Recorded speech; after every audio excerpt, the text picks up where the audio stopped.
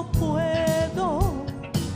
Si yo anunciaré y hablaré de ellas, no hay tiempo para terminar. Has aumentado, Dios, tus maravillas, y ya no puedo contarlas. Misericordia me das día tras día, tu canto en mi boca estará. Grandes son tus obras, poderío y majestad. Tuyo es todo imperio, toda gloria y potestad. Grande es tu dominio, el universo lleno está de tu poder. Grande eres, grandes son tus obras, poderío y majestad. Tuyo es todo imperio, toda gloria y potestad. Grande es tu dominio, el universo lleno está de tu poder. Grande eres tú. Aleluya.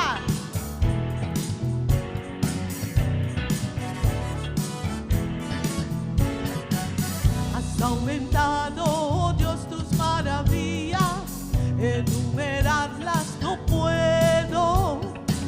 Si yo anunciaré y hablaré de ellas, no hay tiempo para terminar.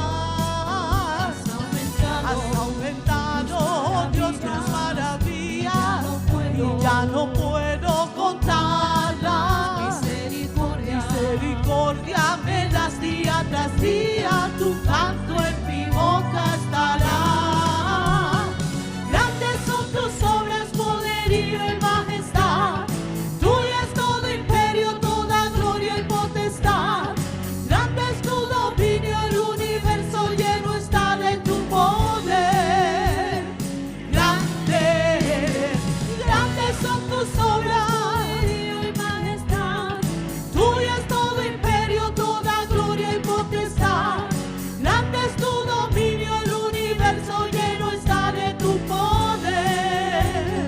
Grande eres, grandes son tus obras, poderío y majestad. Tuyo es todo imperio, toda gloria y potestad. Grande es tu dominio, el universo lleno está de tu poder. Grande eres, grandes son tus obras, poderío y majestad. Tuyo es todo imperio, toda gloria y potestad. Grande es tu dominio, el universo lleno está de tu poder. Grande eres, grandes son tus obras, poderío y majestad. Tuyo es todo imperio, gloria y potestad.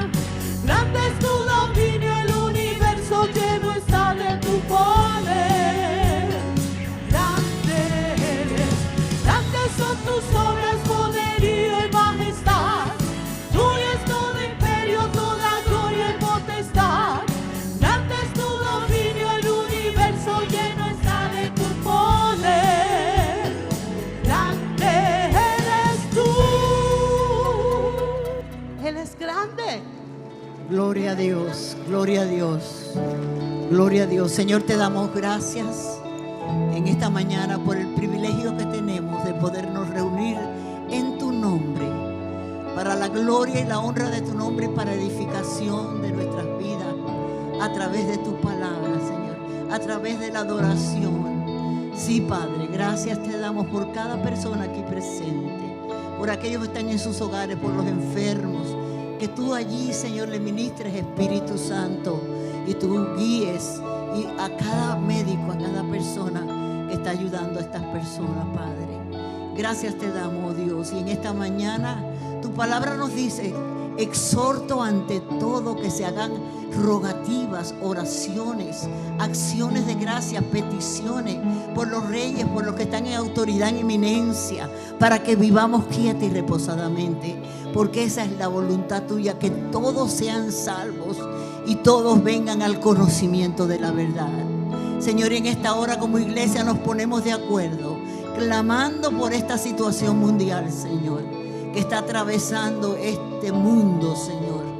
Dios mío, oramos por el Medio Oriente, Padre, que tú tengas misericordia de Irán, Padre. Toca esos corazones que no tienen a Cristo en su corazón, para que te reconozcan.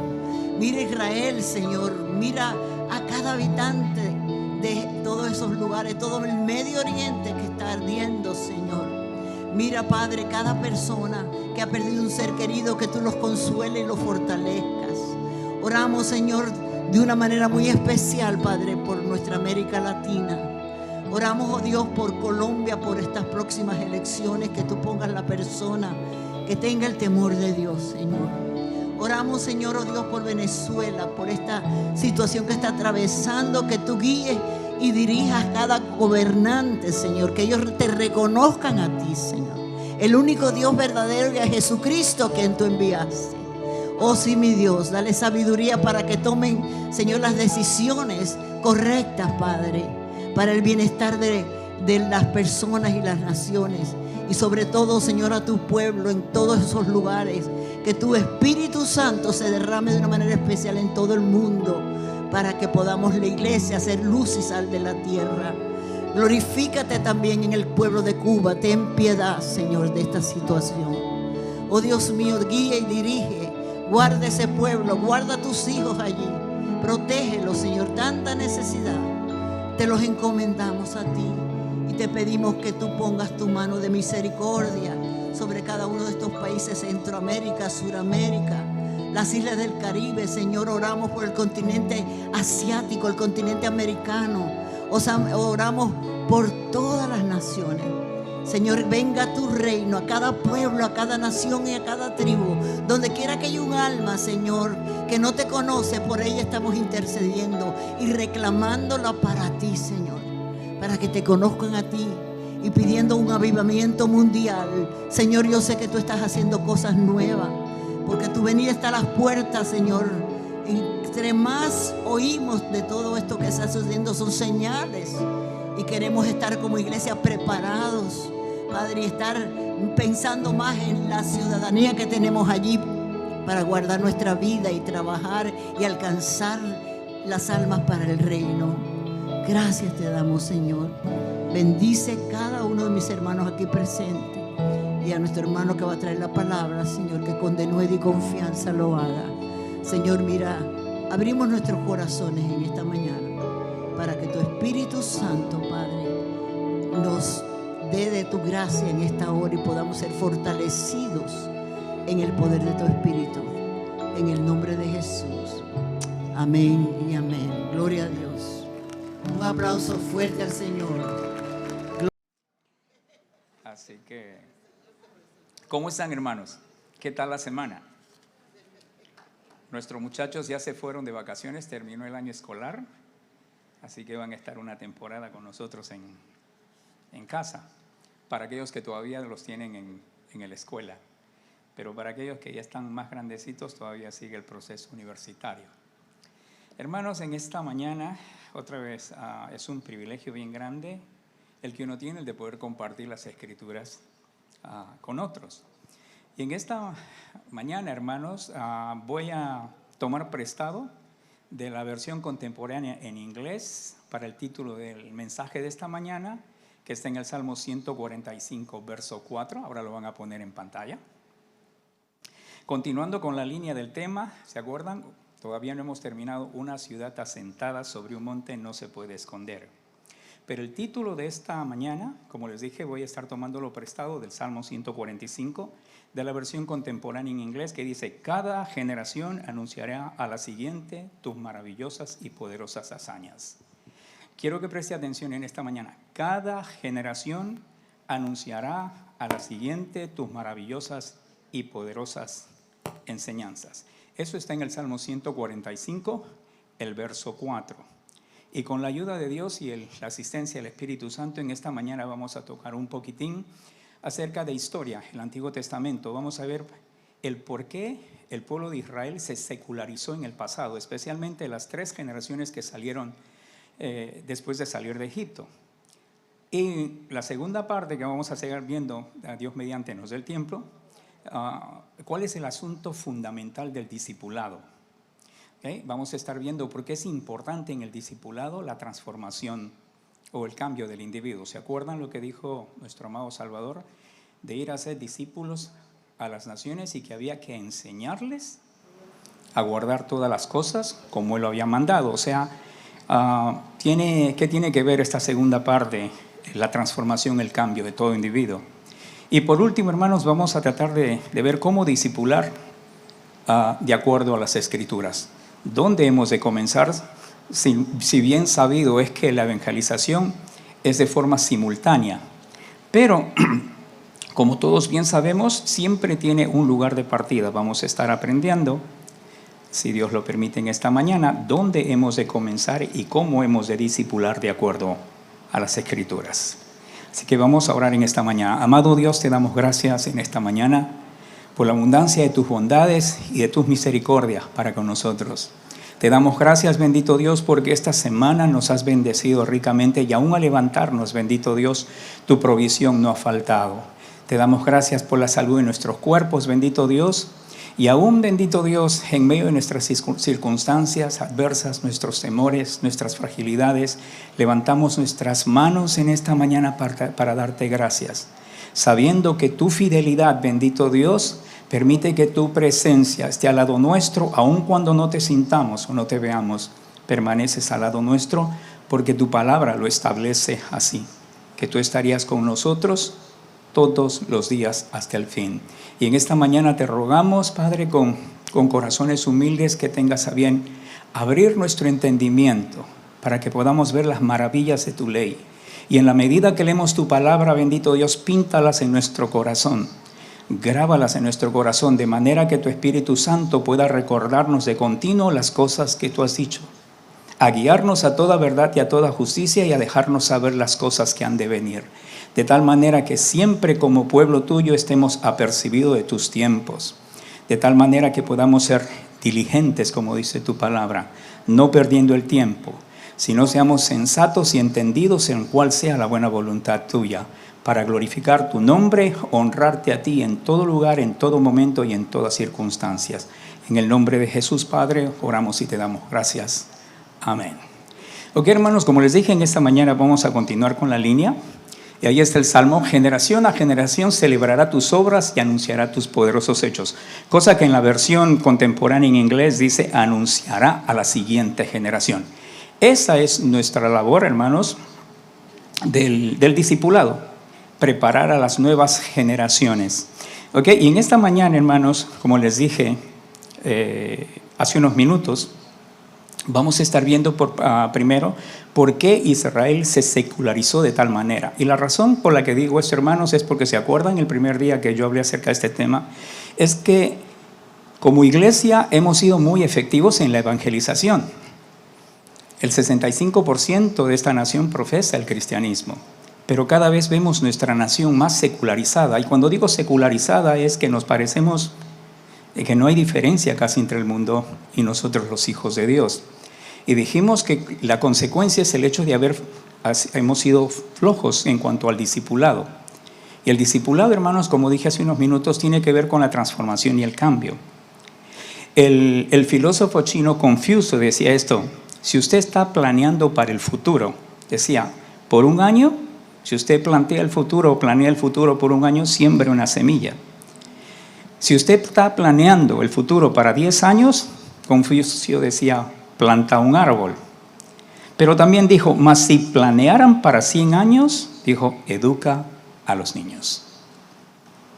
¿Se da cuenta? Nuestro trabajo es a corto, mediano y largo plazo. Pero lo que quiero decir es que tiene mucho de verdad esto que dijo Confucio, que si planeamos para 100 años es que debemos educar a los niños. Y hermanos, ¿y por qué cojo este dicho filosófico de un filósofo chino? Porque como la Escritura establece, Pablo dice que recojamos siempre lo que es bueno y que desechemos lo que es malo. Dios nos ha dado las Escrituras para tener un filtro en la mente, para probar lo que entra y simplemente cerrar la mente cuando algo no es correcto. ¿Okay? Y vamos a ver en esta mañana, hermanos, por qué de la secularización del pueblo de Dios en el Antiguo Testamento. Es el espejo del discipulado, hermanos, en el Antiguo Testamento. En el Antiguo Testamento no se llama discipulado, se llama enseñar generación tras generación, que viene siendo lo mismo. Las 3 primeras generaciones, hermanos, del pueblo de Dios, desde su salida de Egipto hasta la conquista de Canaán y el inicio del periodo de los jueces. Vamos a estar corriendo un poquitín historia y leyendo un poco de Biblia. Okay, lo que quiero decir es las dos generaciones subsecuentes, aquella que conquistó Canaán y aquella que creció en medio de la tierra prometida. Okay, así que vamos a estar viendo esto esta mañana. Y nos va a servir de plataforma, hermanos, para ver cómo hemos de discipular más adelante. Ok, hermanos, la primera generación, toda aquella generación que salió de Egipto, hermanos, todos ellos, sin excepción alguna, experimentó la salvación. Dios utilizó, como ustedes bien saben, la mano de Moisés para traer a su pueblo en libertad del cautiverio después de 430 años de permanecer en Egipto. Pero esta generación, hermanos, no experimentó la transformación. ¿Se acuerda el verso que leía, decía la pastora mientras oraba? Que Dios quiere que todos los hombres sean salvos. Pero fíjese, el verso no termina ahí y dice, y vengan al conocimiento de la verdad. O sea, esta generación, hermanos, experimentó la salvación, pero no experimentó la transformación. Vagaron en el desierto por 40 años hasta que todos ellos perecieron. Es más, la Biblia no tiene que buscarlo en el libro de Números, el capítulo 14. Ellos mismos se preguntaron que si no sería bueno volver a Egipto. Y se decían unos a otros, designemos un capitán y volvamos a Egipto. Y la escritura en el libro de Hechos, en el capítulo 7, dice que este pueblo se volvió en sus corazones a Egipto. En otras palabras, estaban fuera de Egipto, pero Egipto seguía metido en la mente y en el corazón de ellos. Es más, hasta sus tradiciones y costumbres habían cambiado, hasta la forma de alimentarse. El pueblo judío por lo general siempre fue una nación avícola o agrícola. Pero ¿sabe qué? Ahora deseaban el pescado, los puerros, las cebollas y los cebollines. Aún habían sido influenciados en su forma de alimentarse. Esta generación, hermanos, quería volver a Egipto. Experimentó la salvación de Dios a través de Moisés, pero otra vez nunca fue transformada. Aun cuando Dios, hermanos, cuidó de ellos en medio de su desobediencia, no entraron a la tierra prometida. El mensaje es bien claro, hermanos. Lo mejor de Dios, la tierra prometida, no está disponible para aquellos que no desean ser transformados. El deseo de Dios era llevarlos a la tierra prometida, la tierra que fluye leche y miel. Pero ellos, por causa de desobediencia, prefirieron quedarse en el desierto. Pagaron otra vez 40 años. Y vuelvo a recalcar en el mensaje que es claro, que lo mejor de Dios no está disponible para aquellos que no desean ser transformados. Vivieron en el desierto, es verdad. Dios cuidó de ellos, les daba el maná, el alimento todos los días. En el día, mientras viajaban o permanecían en un lugar, Dios levantaba una nube para hacer que el sol no los molestara, y por la noche levantaba una columna de fuego. Los vestidos nunca se envejecieron, hermanos, pero ellos jamás disfrutaron de lo mejor que Dios tenía para ellos. La Biblia establece, hermanos, que cuando la segunda generación entró a la tierra prometida, ese mismo día el maná cesó, porque ahora ellos podían vivir y comer y disfrutar de la abundancia de la tierra. La segunda generación, hermanos, que conquistó la tierra prometida, no cumplió a cabalidad el mandato de Dios, el de desalojar por completo a sus habitantes. Dejaron pequeños focos infecciosos que a la postre ellos mismos, el pueblo mismo de Dios, asimiló sus costumbres. Ellos fueron discipulados, pero estos pequeños grupos que Israel dejó como focos infecciones, hizo que más tarde ellos fueran discipulados, o sea, se convirtiesen a ellos. ¿Okay? Y vamos a estar leyendo aquí unos versos para aclarar esto. No tiene que buscarlo, yo se lo voy a estar leyendo y simplemente voy a repetir una y otra vez lo que dice la Escritura. En Jueces capítulo 1, verso 19 establece y dice: y Jehová estaba con Judá, quien arrojó a los de las montañas, mas no pudo arrojar a los que habitan en los llanos, los cuales tenían carros cerrados. Okay. Mas el Jebuseo, verso 21, que habitaba en Jerusalén, no lo arrojaron los hijos de Benjamín, y el Jebuseo habitó con los hijos de Benjamín en Jerusalén hasta hoy. El verso 27, hermanos, de ese mismo capítulo dice: tampoco Manasés arrojó a los de Bet-Seán, ni a los de sus aldeas, ni a los de Tanak y a sus aldeas. Y el cananeo persistía en habitar en aquella tierra. Persistía en habitar. El mandato de Dios originalmente en el Deuteronomio, creo que es el capítulo 7, si no me equivoco, el mandato de Dios es que tenía que desalojar por completo a los cananeos. Pero por circunstancias a veces de que se oponían o persistían seguir viviendo en la tierra, Israel no hizo su esfuerzo máximo para cumplir el mandato a cabalidad. En otras palabras, mientras los otros que salieron de Egipto desobedecieron al 100%, estos simplemente cumplieron al 90 o al 95%. Verso 29 dice: tampoco Efraín arrojó al cananeo que habitaba en Gezer, sino que habitó el cananeo en medio de ellos. Imagínense, ya ni siquiera en sus entornos, en medio de ellos.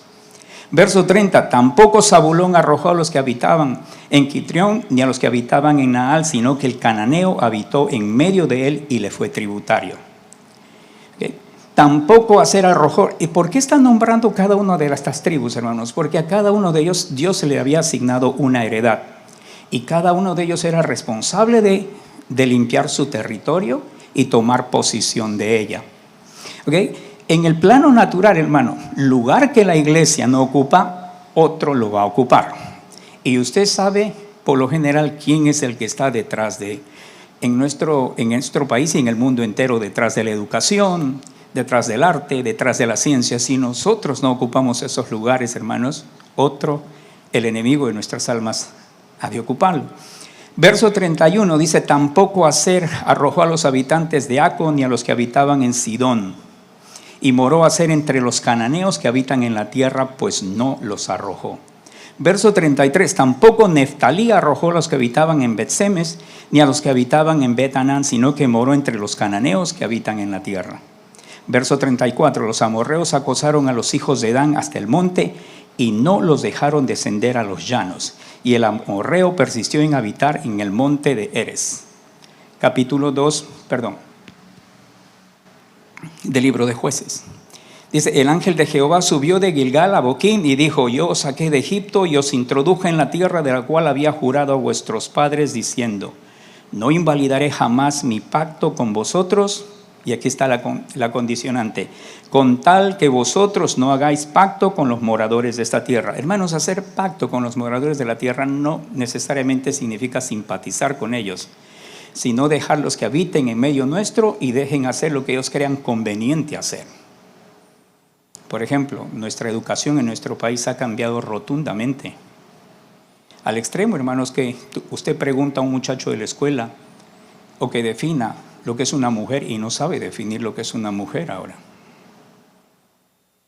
La educación, las escuelas se han convertido no en lugares de enseñanza, sino en lugares de adoctrinamiento. Pero vamos a aprender más adelante, como les dije en el tercer punto, cómo hemos de discipular a la manera de las Escrituras o a la manera de Dios. Entonces dice: con tal que vosotros no hagáis pacto con los moradores de esta tierra, cuyos altares habéis de derribar, mas vosotros no habéis atendido a mi voz. ¿Por qué habéis hecho esto? Por tanto, yo también digo: no los echaré delante de vosotros, sino que serán azotes para vuestros costados, y sus dioses os serán tropezadero. Cuando el ángel de Jehová habló estas palabras a todos los hijos de Israel, el pueblo alzó su voz y lloró. Y llamaron el nombre de aquel lugar Boquim, y ofrecieron allí sacrificios a Dios.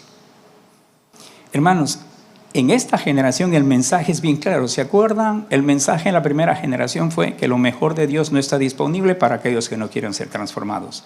En esta el mensaje también es claro. La Escritura establece: un poco de levadura leuda ¿qué? Toda la masa. Un poquito de levadura.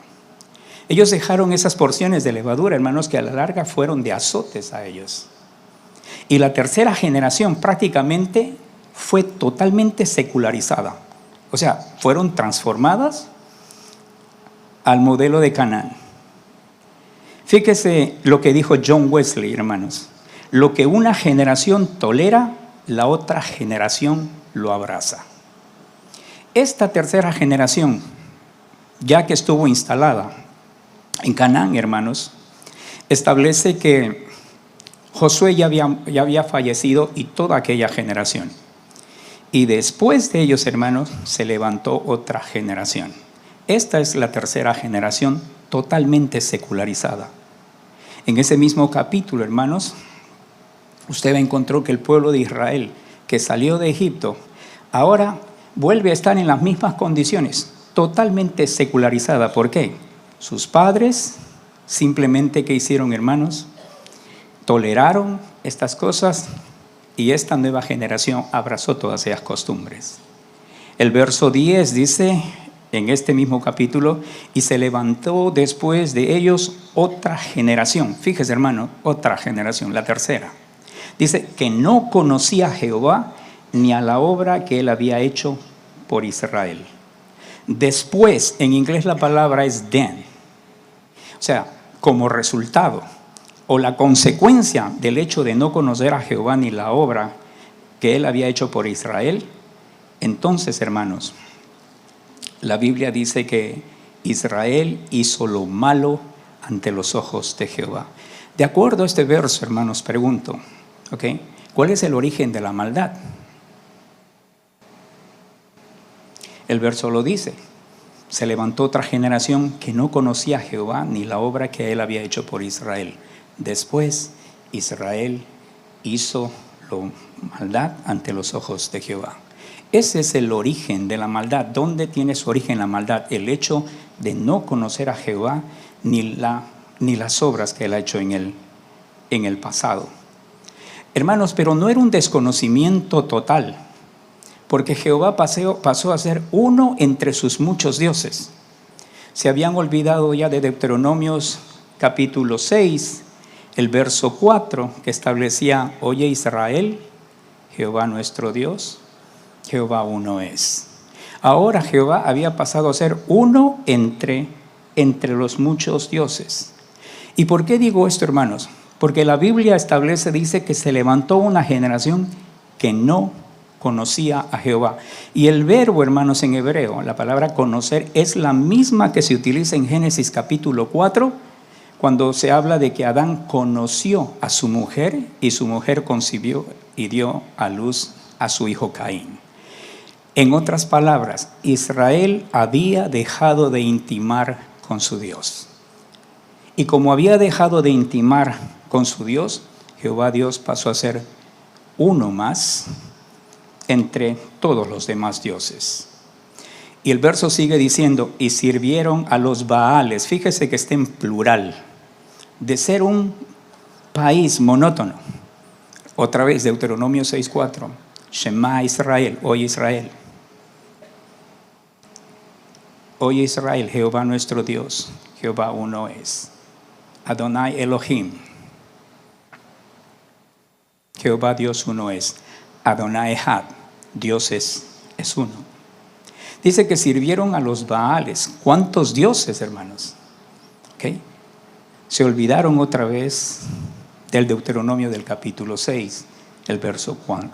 El verso 12 dice: dejaron a Jehová, el Dios de sus padres, que los había sacado de la tierra de Egipto, y se fueron tras otros dioses, los dioses de los pueblos que estaban en sus alrededores, a los cuales adoraron y provocaron a ir a Jehová, y dejaron a Jehová y adoraron a Baal y a Astarot.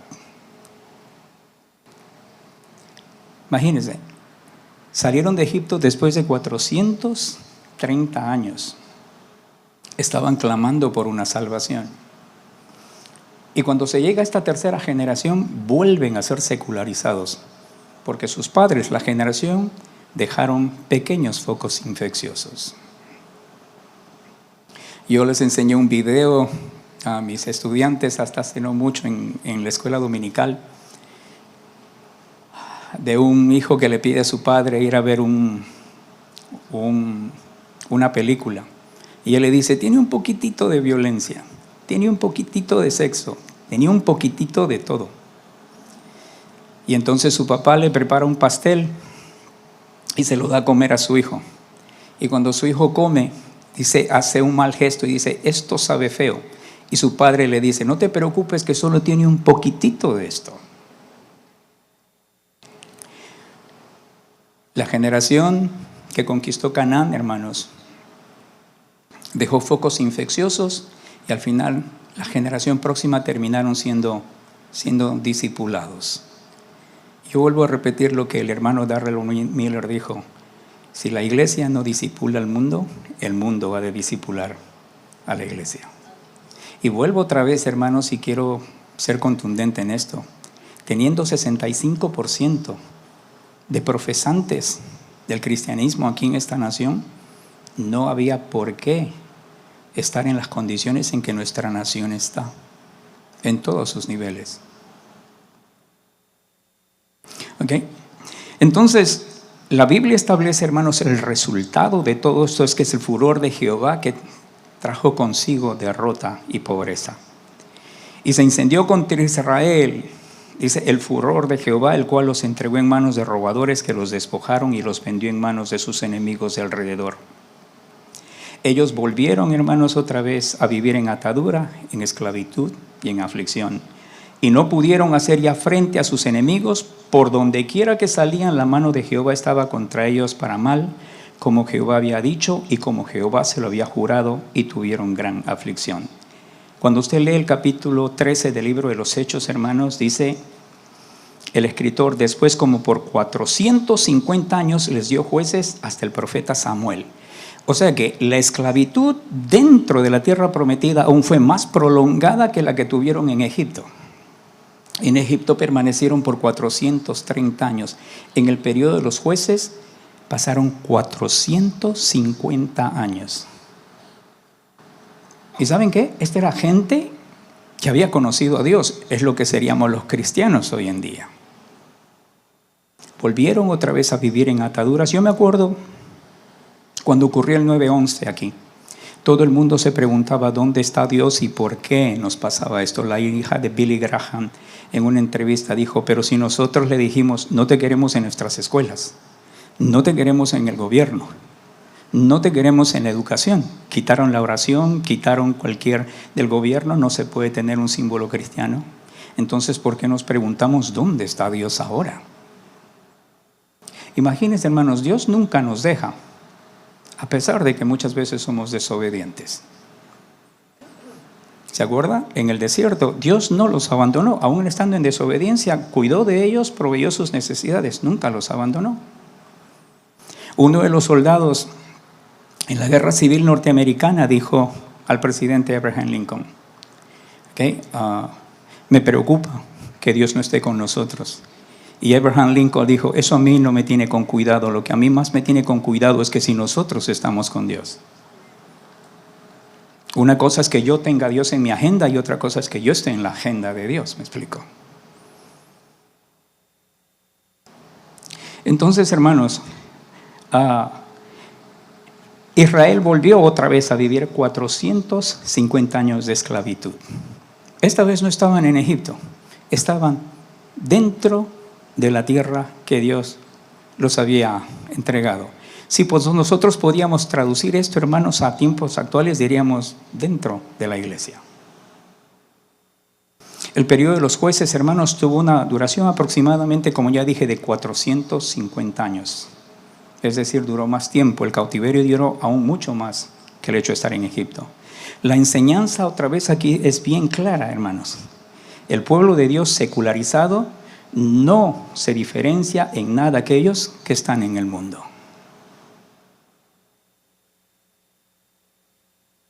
Porque hemos adoptado sus costumbres. ¿De dónde surge todo esto? Dice, esta generación no conocía a Jehová. Y no es que no sabía quién era Jehová, es que no tenía ni intimidad con él. ¿Me explico? Y vamos a ver un poquitín más adelante cómo es que Dios utilizó al pueblo de Israel a través de la persecución para darse a conocer a todas las naciones. Y Dios está volviendo a usar la persecución, hermanos, para traer a su pueblo otra vez, porque ya cumplieron su labor. La labor nuestra como iglesia es ahora dar a conocer a este Dios que Israel llevó a las naciones, revelar su naturaleza, su carácter, sus atributos. Dios se manifestó a los hombres a través de la persona de Jesucristo. Jesucristo dijo: el que me ha visto a mí, ha visto al Padre.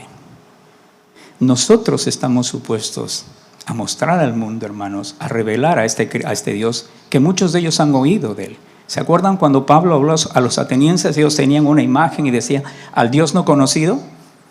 Tenían tantos dioses y por si se les escapaba uno, tenían una imagen a un Dios que ellos no conocían. Y Pablo les dice a los atenienses, a este Dios que ustedes no conocen, a este es al que yo vengo a revelar. El mundo es consciente de que muchos de ellos, la gran mayoría, hay un Dios. Pero la labor nuestra, hermanos, no solamente es hacer que ellos sean salvos, pero como dice la Escritura, puedan venir al conocimiento de la verdad. Al igual, hermanos, que la sal sin sabor es inútil, los creyentes que se conforman al mundo en lugar de influir sobre él pierden su propósito. Y sabe que una cosa, cuando usted lee el libro de Apocalipsis, el capítulo 3, verso 16, Jesucristo hablando a la iglesia de la Odisea. Jesucristo critica a la iglesia de la Odisea por su tibieza. Le dice, ojalá fueses fría o caliente. Pero como eres tibia, y solamente 2 veces se utiliza en la Escritura el hecho de arrojar o de vomitar. Una de ellas es esta. Y aunque nosotros escuchamos, hermanos, y usamos ese versículo mucho en evangelización, y no digo que está mal hacerlo, dice que Él está a la puerta y llama. ¿Sabe una cosa?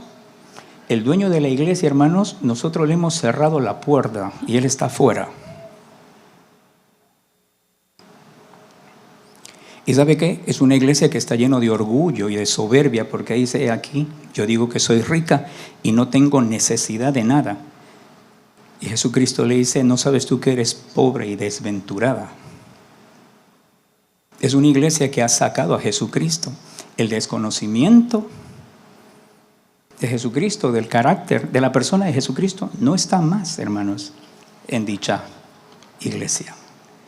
Con esto, hermanos, voy a pasar a esta segunda parte que tiene que ver, porque la pregunta, hermanos, ahora es, ¿qué tiene que ver el discipulado o cuál es el asunto fundamental de discipulado? ¿Por qué somos discipulados? ¿Por qué debemos ser discipulados? Ya vimos, hermanos, cómo Israel se secularizó por completo, en solo 3 generaciones. ¿Y sabe una cosa? La encomienda que Dios dio a Israel en un principio fue que estas cosas debías enseñar a los hijos y a los hijos de tus hijos. Abarcan 3 generaciones. En 3 generaciones fueron totalmente secularizadas, mundanas totalmente. Y eran el pueblo de Dios. Entonces, hermanos, la pregunta otra vez que nos hacemos es esta. ¿Cuál es el asunto fundamental, hermanos, del discipulado? ¿Por qué hemos de discipular? La respuesta simple y llanamente, hermanos, es que el discipulado busca la transformación o el cambio del individuo. Que dejemos de ser simples creyentes, que simplemente renovemos nuestra mente. Y en ese sentido, hermanos, yo quiero volver a unos pasajes de la Biblia que los mencionamos con mucha frecuencia. Y quiero que nos vayamos en nuestras Biblias a Romanos capítulo 12 y vamos a estar leyendo el verso 1 y el verso 2. ¿Okay? Mientras usted busca en su Biblia los versículos, déjeme tomar un poquito de agua.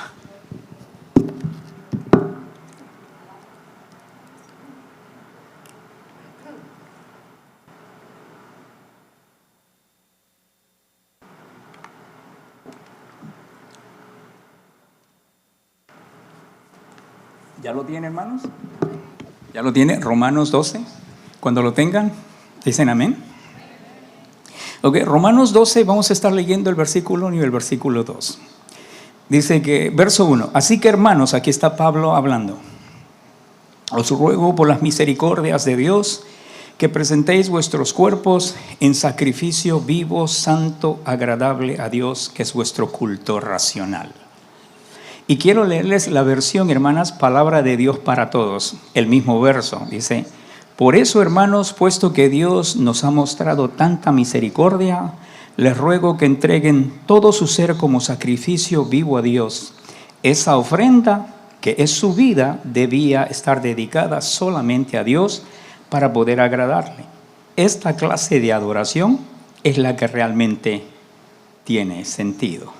Si usted se da cuenta, hermanos, por un lado, este verso dice que yo tengo que ser el oferente, debo de presentar mi cuerpo en sacrificio vivo, santo. Esa es una sombra de lo que era el sacerdocio en el Antiguo.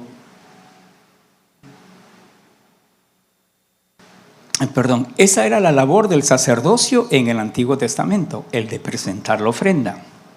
Pero también dice que presente, el verso dice, mi cuerpo en sacrificio vivo, santo, agradable a Dios. Pero también a la misma vez, no solo soy el oferente, pero soy la ofrenda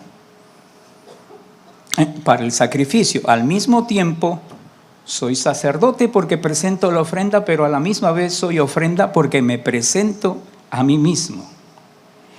La ofrenda, hermanos, en el Antiguo Testamento tenía primero que ser viva. No se podía presentar ningún animal muerto a Dios.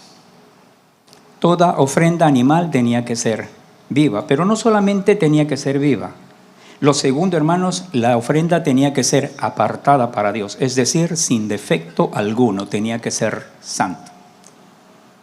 A Dios no se le podía presentar como ofrenda ningún animal, no solamente muerto, sino que tuviese defectos.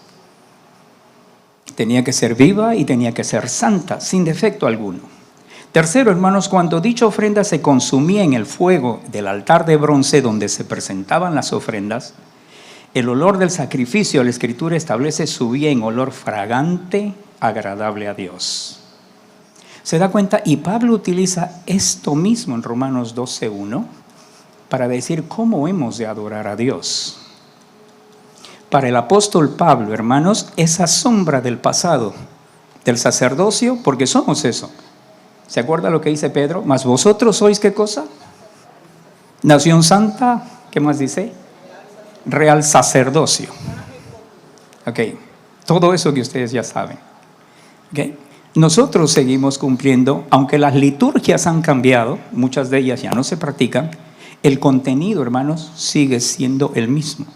Yo debo presentar mi cuerpo como sacerdote que soy en sacrificio vivo, santo, agradable a Dios. Y Pablo dice, eso es realmente la clase de adoración que Dios espera. La pregunta, hermanos, es, ¿cómo saber o cómo sabemos que nuestra adoración tiene realmente sentido? ¿Cómo presentar nuestros cuerpos en sacrificio vivo, santo, agradable a Dios? Para adorar de dicha manera, hermanos, necesitamos renovar nuestra mente. Y el verso número 2 dice eso.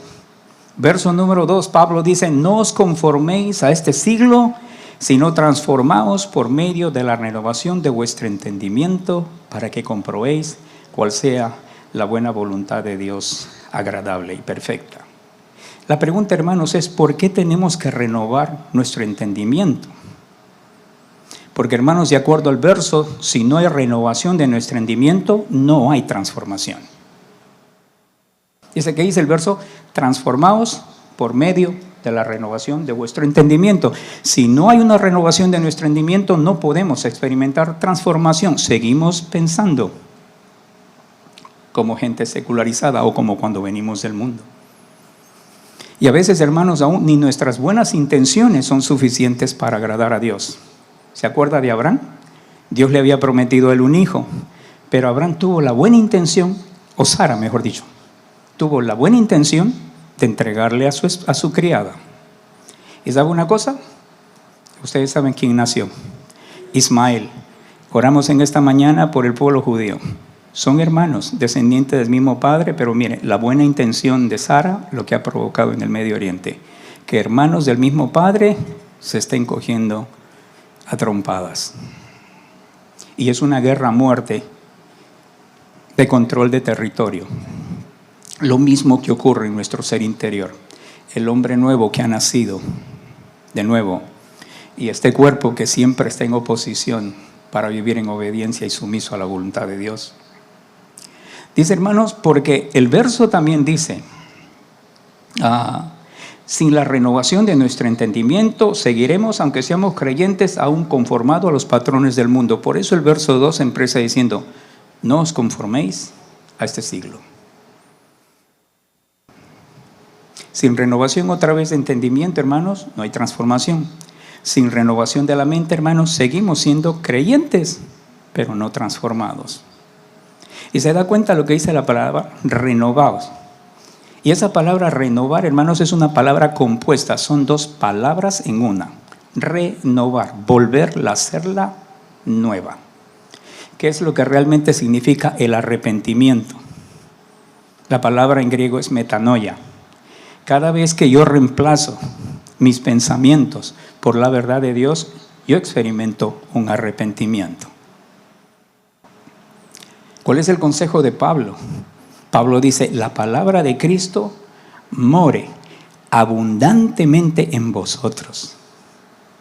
La voluntad de Dios siempre ha sido que sus mandamientos estén escritas en nuestro corazón. Siempre ha sido, no en una piedra. Ojo, yo no estoy diciendo que tampoco no hay que llevar Biblia. Pero la intención de Dios siempre ha sido que su palabra esté escritas en las tablas de nuestro corazón. Sin la renovación de nuestro entendimiento, hermanos, dice, no podemos comprobar, porque ahí dice, para que comprobéis. La palabra comprobar, hermanos, significa verificar lo que es verdadero. Sin la renovación de nuestro entendimiento, hermanos, estamos clueless. No podemos verificar lo que es verdadero. ¿Y para qué, hermanos, renovamos nuestra mente y somos transformados? El verso lo dice, para que comprobemos cuál sea la buena voluntad de Dios, agradable y perfecta. Si no experimentamos transformación, hermanos, nunca vamos a poder comprender cuál es la buena voluntad de Dios, que es agradable y que es perfecta. Una mente no renovada, hermanos. Pablo hablando a la iglesia de Éfeso, a los hermanos de la iglesia de Éfeso. Y para eso voy a pedir que me pongan ahí Efesios capítulo 4, versos 17 en adelante. Vamos a ver lo que Pablo dice acerca de una mente no renovada, hablando aquí a la iglesia. No está hablando al mundo, está hablando aquí a la iglesia. Cuando lo tengan, me dicen amén, porque es bien importante esto que vamos a proyectar. ¿Ya lo tienen, hermanos?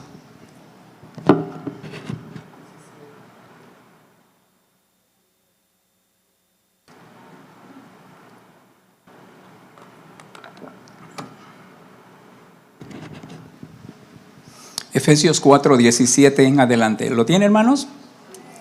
Ok, empezamos entonces.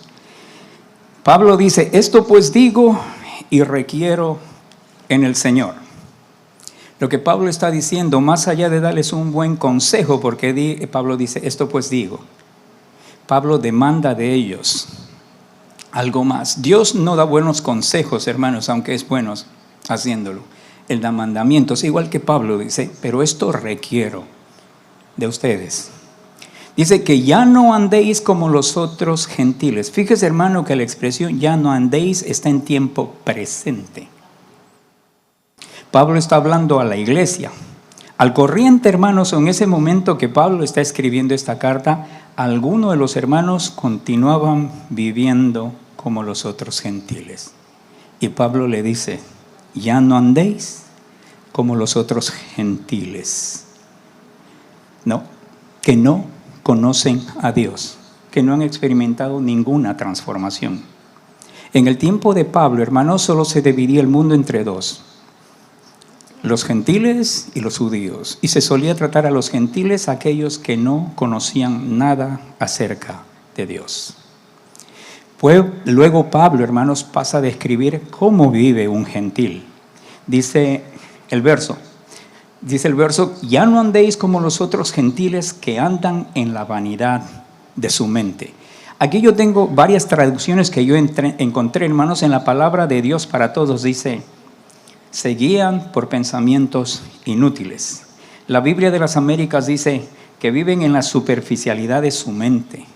En la versión Dios habla hoy, dice que viven de acuerdo a equivocados criterios alojados en su mente.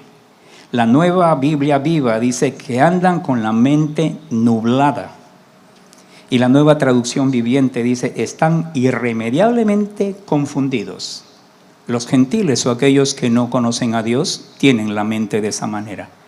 Y Pablo le dice a algunos hermanos en la iglesia de Éfeso que ya no anden más de esa manera. ¿Por qué los gentiles viven de esta manera? Es la pregunta, hermanos. Y usted ve el verso 18, tiene la respuesta. Dice, porque tienen el entendimiento, ¿cómo? Entenebrecido. ¿Y qué es tener un entendimiento entenebrecido, hermanos? Es que están ajenos. Perfecto, hermanos. ¿Ve qué preciosa es la Escritura? Ajenos de la vida de Dios.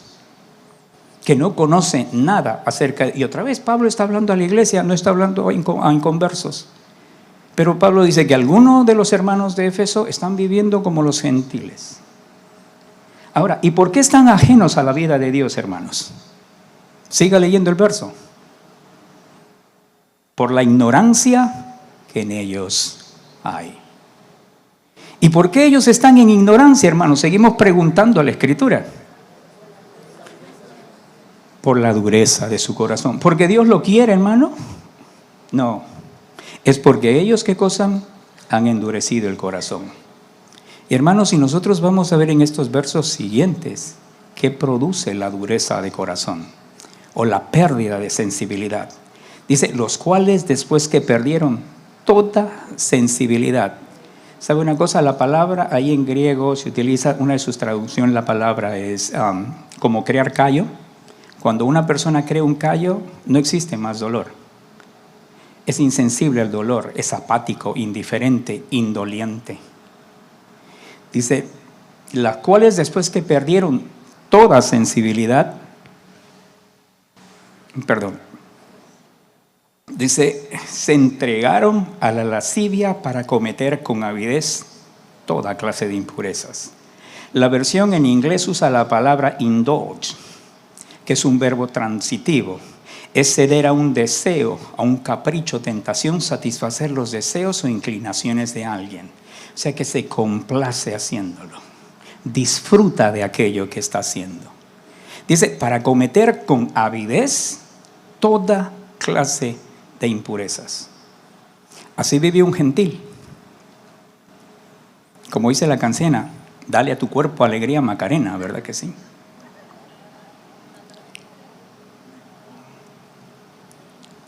Pero también es un verso no solo transitivo, sino intransitivo. Es darse uno mismo permiso para hacer algo a menudo de una manera excesiva o gratificante.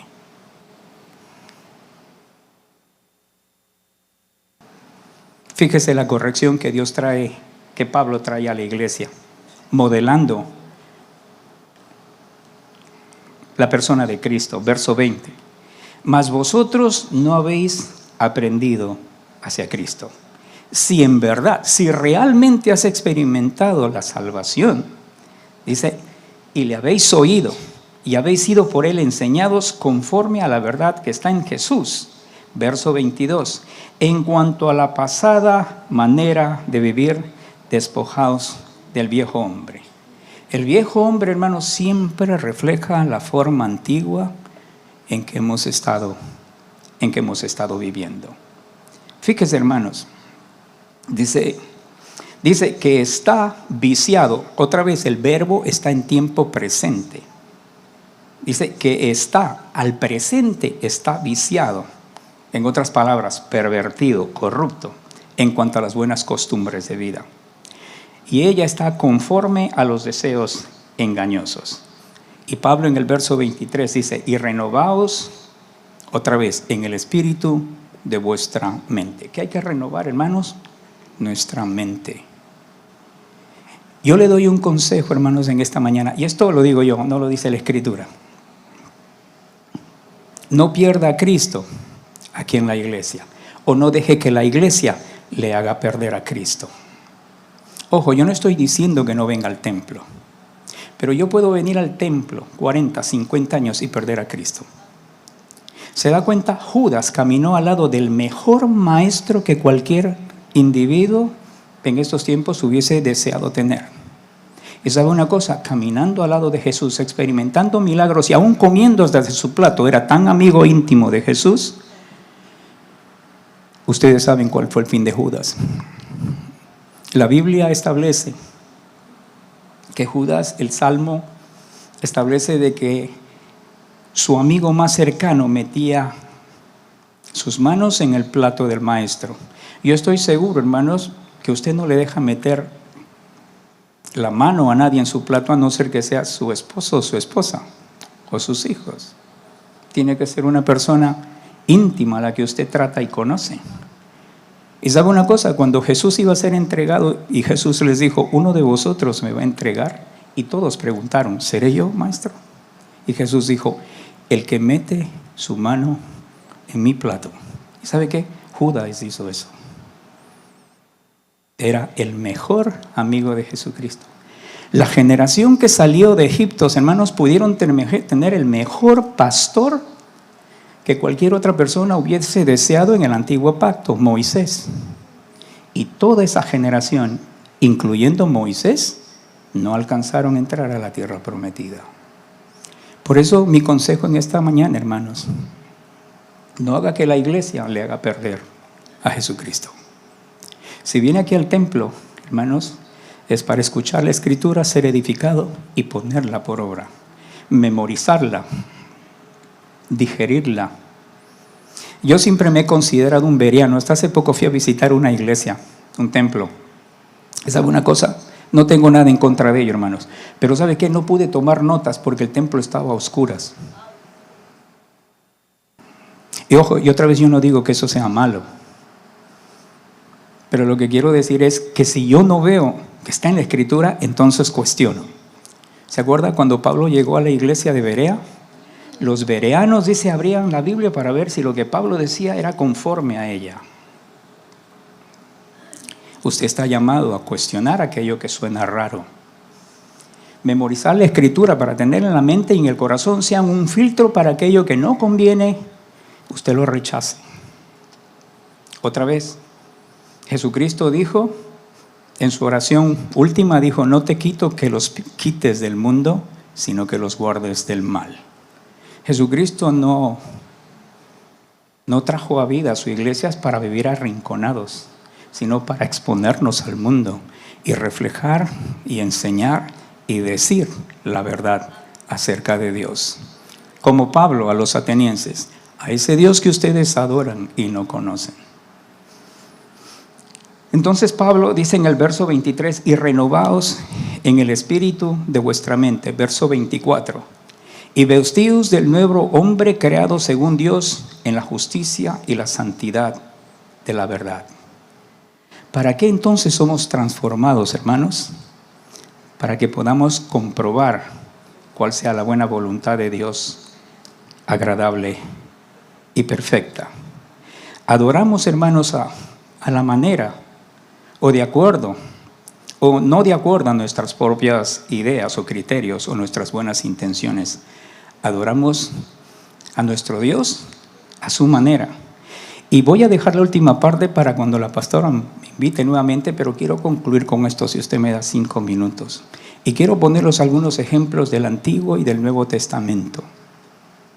Allá en el libro de Levíticos, en el capítulo 10, se nos da la historia del pecado de Nadab y Abiú. Eran los sacerdotes, los hijos de Aarón. 2 de ellos cogieron fuego extraño, fueron al altar a adorar y fueron consumidos por fuego inmediatamente. Y parece que los hijos de Aarón estaban ebrios, porque cuando usted lee el contexto, hermanos, Dios le dice a Aarón: tú y tus hijos contigo no beberéis vino ni sidra cuando entréis al tabernáculo de la reunión, primero, para que no muráis, y es un estatuto perpetuo. Segundo, para poder discernir entre lo santo y lo profano, y entre lo inmundo y lo limpio, y para enseñar a los hijos de Israel. Tercero, todos los estatutos que Jehová les ha dicho por medio de Moisés. La instrucción de Dios en la adoración en el templo, hermanos, ellos tenían que coger el fuego del altar de bronce, donde se presentaban los sacrificios. ¿Cuál es la enseñanza, hermanos? ¿Qué nos está diciendo la Escritura? Que toda la pasión que yo tenga para servir y vivir para Dios deben de nacer en la cruz del Calvario, porque allí en el altar de bronce se presentaban los sacrificios que tipifican la cruz. Toda la pasión, hermanos, que podamos tener para vivir y servir a Dios deben de nacer en la cruz. Fuera de ellos es fuego extraño. Cuando predico aún la verdad, con motivaciones extrañas, egoístas. Quiero ponerle otro ejemplo que está en Primera de Crónicas, el capítulo 13. ¿Se acuerda? David intenta traer el arca a Jerusalén. ¿Sabe una cosa? Estaban transportando el arca en una carreta con bueyes. Y Usa y Agío eran dos que llevaban la carreta. Y en un momento, cuando llegaron a la era de Nacón, los bueyes empezaron a trastabillar por causa del camino. Y el arca del pacto, que había estado en cautiverio bajo los filisteos, se iba a caer. Usa puso su mano y ¿sabe qué? Dios lo consumió y lo mató inmediatamente. Y David, al ver eso, dejó de danzar y dijo: ups, yo no quiero el arca. Y lo dejaron en casa de ni siquiera un judío, lo dejaron en casa de un pagano. Y después usted se da cuenta que David rectifica y dice: no, nosotros, la Escritura establece que no, el arca del pacto no puede ser llevado en carretas ni en bueyes, tirados por bueyes. Dios ha establecido a los levitas para llevar sobre sus hombros. ¿Se da cuenta? Las buenas intenciones le costó la vida a un hombre. Estaba sirviendo a Dios bajo sus propios criterios. La intención fue muy buena: evitar que el arca del pacto se cayera al piso y se rompiera. Y Dios lo consumió. Hasta que David rectificó, llevó a los levitas y transportaron el arca hasta llevarlo a Jerusalén. Y usted ya conoce el resto de la historia. Fue cuando danzó desmedidamente y su esposa le criticó. Y bueno, ya hasta el corito lo dicen de que con tal de agradar a Dios, aunque me vuelva vil delante de tus ojos. Ahora, hermanos, quiero ponerles otro ejemplo ya en el Nuevo Testamento y con esto vamos concluyendo. Tomando la cena del Señor indignamente. ¿Se da cuenta lo que Pablo dice? Dice que si no nos probamos a nosotros mismos para tomar la cena o la santa cena, como quiere usted llamarla, Pablo dice: por la cual hay muchos enfermos y debilitados entre vosotros y muchos duermen, o sea, murieron. Si pues nos examinásemos a nosotros mismos, no seríamos juzgados, mas siendo juzgados somos castigados por el Señor para que no seamos condenados con el mundo. Tomando la cena sin tener el criterio de acuerdo al establecido en las Escrituras. Y lo que Pablo está diciendo es que nosotros deberíamos de hacer un autoanálisis, una introspección a nosotros mismos antes de recibir la Santa Cena. Hermanos, con eso tampoco le estoy diciendo que no tome Santa Cena, pero debemos de ponernos a cuentas con Dios antes de hacerlo. Y el último ejemplo que quiero ponerlos, hermanos, es el de Ananías y Zafira. Todos conocemos la historia en el capítulo 5 del libro de los Hechos. Este hombre vendió una heredad y sustrajo parte de la heredad y el resto del dinero se lo dio a los apóstoles. Y Pedro le dijo a Ananías: ¿por qué llenó Satanás tu corazón para que mintieses al Espíritu Santo y sustrajeses del precio de la heredad? Si lo hubieses retenido, honestamente, nada de esto hubiese pasado. ¿Y sabe una cosa? Pedro le dice: no has mentido a los hombres, sino a Dios. ¿Y sabe qué? ¡Pum! Cayó muerto. 3 horas después pareció su esposa, la misma pregunta, y ella afirma haber vendido la heredad a ese precio. ¿Y sabe una cosa? Todos conocemos la historia. Zafira también cayó instantáneamente muerta. ¿Y sabe qué establece la Escritura en el versículo 11, hermanos? Dice: y vino gran temor sobre toda la iglesia y sobre todos los que oyeron estas cosas. Voy a dejar, hermanos, aquí, porque la última parte es cómo discipular de acuerdo a las Escrituras. ¿Cómo debemos hacerlo? ¿Qué nos enseña la Escritura? Acuérdese el verso que estudiamos, que pusimos como título, que generación a generación ha de enseñar a las nuevas generaciones. Y quiero concluir, hermanos, con esto.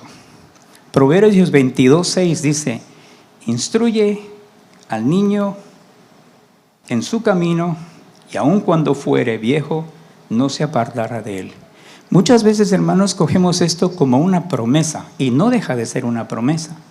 Pero ¿sabe qué? Delante de esa promesa está un mandamiento, una responsabilidad que tenemos primero como padres.